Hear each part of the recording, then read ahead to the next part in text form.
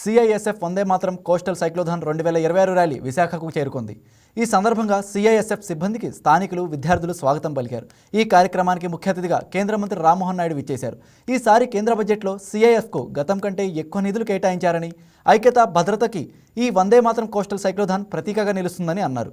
హల్దియా నుంచి కొచ్చిన్ వరకు CISF coastal cyclothon జరుగుతుందని, విశాఖ ప్రపంచంలోనే అద్భుత నగరంగా ఎదుగుతోందన్నారు. చేయాలని వందే మాతరం కోస్టల్ సైక్లోథాన్ ఒకటి ఈ సంవత్సరం నిర్వహించడం జరిగింది. ఇది రెండోసారి జరుగుతుంది.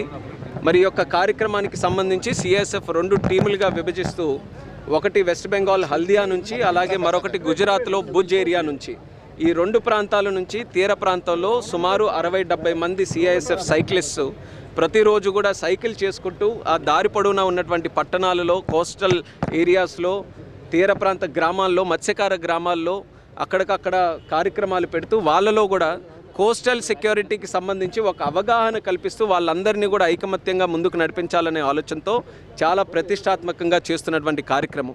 అటువంటి యొక్క సిఐఎస్ఎఫ్ సైక్లోథాన్ నిన్న కాక మొన్న మన ఆంధ్రప్రదేశ్ రాష్ట్రంలో సోంపేట ఇచ్చాపురం నుంచి ఎంటర్ కాయి ఒక నైట్ సోంపేటలో, మరొక నైట్ కళింగపట్నంలో, అలాగే ఈరోజు 3వ రాత్రి ఇక్కడ విశాఖపట్నంలో ఈ అద్భుతమైనటువంటి కార్యక్రమం ఇక్కడ నిర్వహించుకోవడం జరిగింది.